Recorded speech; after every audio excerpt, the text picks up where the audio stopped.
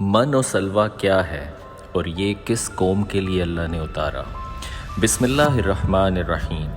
اللہ تعالیٰ نے جب حضرت موسیٰ علیہ السلام کو فرعون سے نجات دی تو اس کے بعد وہ اپنی قوم بنی اسرائیل کو لے کے مصر سے روانہ ہو گئے۔ آپ نے اور آپ کی قوم نے بحیرہ کلزم کو پار کیا اور سرزمین عرب پہنچ گئے۔ عرب بحیرہ کلزم کے مشرق میں واقع ہے۔ بحیرے کے کنارے ایک بہت وسیع و غریض صحرا ہے جو وادی سینا کے نام سے مشہور ہے۔ یہ صحرا کوہ طور تک پھیلا ہوا ہے۔ اس وادی میں شدید گرمی پڑتی ہے۔ اس وقت وہاں پانی اور سبزے کا دور دور تک نشان نہیں ملتا تھا۔ بنی اسرائیل وہاں پہنچ کے سخت پریشان ہوئے اور حضرت موسیٰ علیہ السلام سے کہنے لگے، یہ آپ ہمیں کہاں لے آئے ہیں؟ یہاں تو نہ پانی ہے اور نہ ہی کھانے کی کوئی چیز ہے، ہم تو بھوک اور پیاس سے تڑپ تڑپ کے مر جائیں گے۔ حضرت موسیٰ علیہ السلام بھی اس صورتحال سے بہت پریشان تھے۔ انہوں نے اللہ کے آگے دعا کے لیے ہاتھ اٹھائے اور اللہ تعالیٰ سے مدد طلب کی۔ اللہ تعالیٰ نے وحی نازل فرمائی، حکم ہوا کہ اے موسیٰ تم اپنی عصا زمین پر مارو۔ حضرت موسیٰ علیہ السلام نے حکم کی تکمیل کی اور اپنی عصا کو ایک چٹان پہ مارا تو اس چٹان میں سے پانی کے 12 چشمے جاری ہو گئے۔ بنی اسرائیل کے 12 قبائل تھے، ہر قبیلے کے لیے ایک ایک چشمہ خاص ہو گیا۔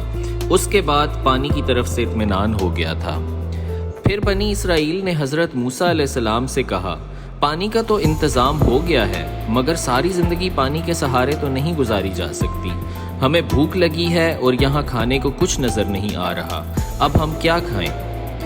اس کے بعد حضرت موسیٰ علیہ السلام نے پھر دعا فرمائی۔ اللہ تعالیٰ کا ارشاد ہوا، موسیٰ پریشان نہ ہو، تمہاری دعا قبول ہوئی، ہم غیب سے سب انتظام کیے دیتے ہیں۔ موسیٰ علیہ السلام نے اپنی قوم سے کہا کہ اللہ نے دعا قبول کر لی ہے اور کھانے کا انتظام ہو جائے گا۔ اس کے بعد رات گزری اور صبح ہوئی تو بنی اسرائیل نے دیکھا کہ جگہ جگہ برف کے گالوں کی طرح سفید شفاف کوئی چیز بکھری ہوئی ہے۔ جب وہ قریب گئے تو وہ کھانا تھا۔ جب انہوں نے اس کھانے کو کھایا تو بے حد لذیذ حلوہ تھا، یعنی من تھا۔ بنی اسرائیل نے پیٹ بھر کے کھایا اور سیر ہو گئے۔ رات کو پھر ہوا چلی اور بھیڑوں کے غول وہاں آ گرے۔ بنی اسرائیل نے انہیں پکڑا اور بھون کے کھایا۔ یہ کھانا سلوہ تھا۔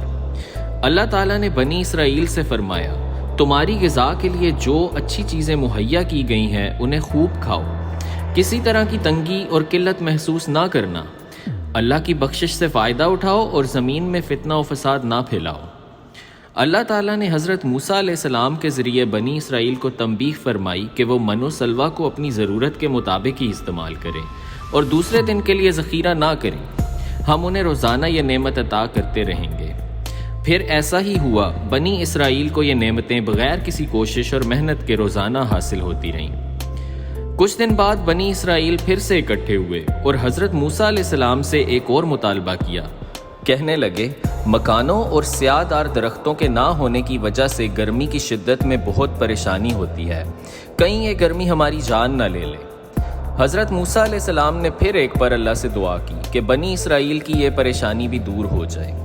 اللہ پاک نے ان کی دعا قبول فرمائی، آسمان پر بادل نمودار ہو گئے اور بنی اسرائیل پہ یہ سایہ کرنے لگے۔